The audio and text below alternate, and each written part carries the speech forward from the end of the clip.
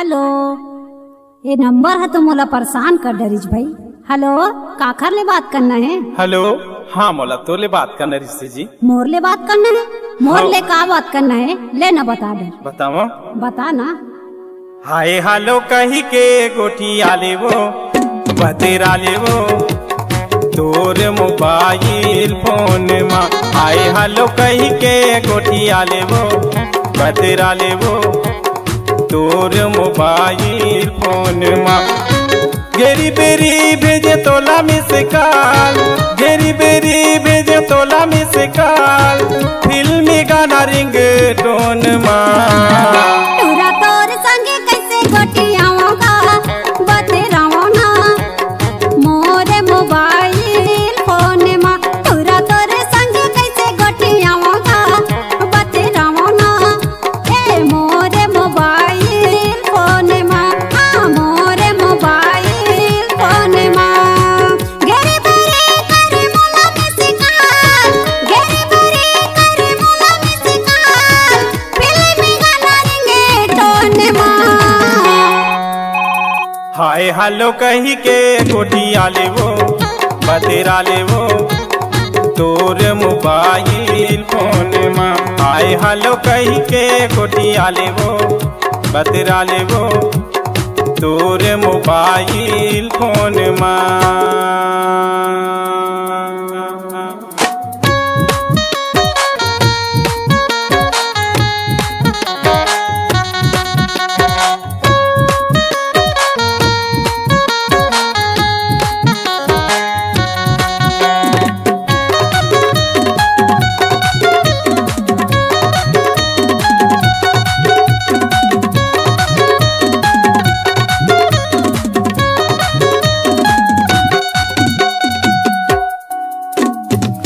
Phone में बात होगे, फोन में होगे प्यार, समझाया भी अमरैया माँ कर हूँ मैं करार। फोन में बात होगी, फोन से होगे प्यार, समझाया भी अमरैया माँ कर हूँ मैं करार, समझाया भी अमरैया माँ कर हूँ मैं करार। चांद चाहे चक्कर लगाना छोड़ दे और होंठ चाहे मुस्कुराना छोड़ दे, भंवरे चाहे गुनगुनाना छोड़ दे, मगर मैं तुम्हें नहीं छोड़ूंगा सनम, मगर मैं तुम्हें नहीं छोड़ूंगा सनम, चाहे मुझे जमाना छोड़ दे। अपन दिले लाता मोर संग लगा ले वो दैला गाले वो तोर मोबाइल फोन मा। आए हेलो कही के गोटिया ले वो गोटिया ले वो तोर मोबाइल फोन मा।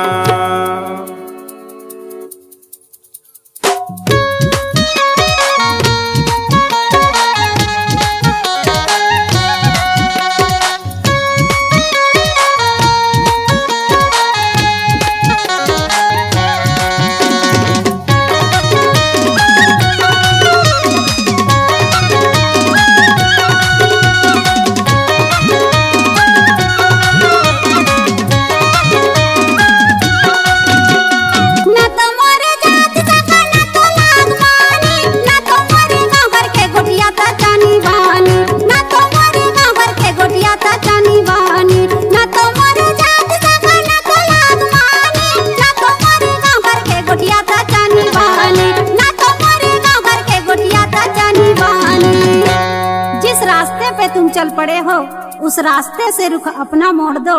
दिल में उम्मीद की कसक जलने से पहले अपने हाथों से उम्मीद अपना तोड़ दो। मैं वो महकसी हूँ जिस पे जमाना मर मिटने को तैयार है, इसलिए तुम मेरा पीछा छोड़ दो, मेरा पीछा छोड़ दो। टूरा तोर संगे कैसे गोटियाओगा बतेराओ ना मोरे मोबाइल फोन मा। टूरा तोर संगे कैसे गोटियाओगा बतेराओ ना मोरे मोबाइल फोन मा।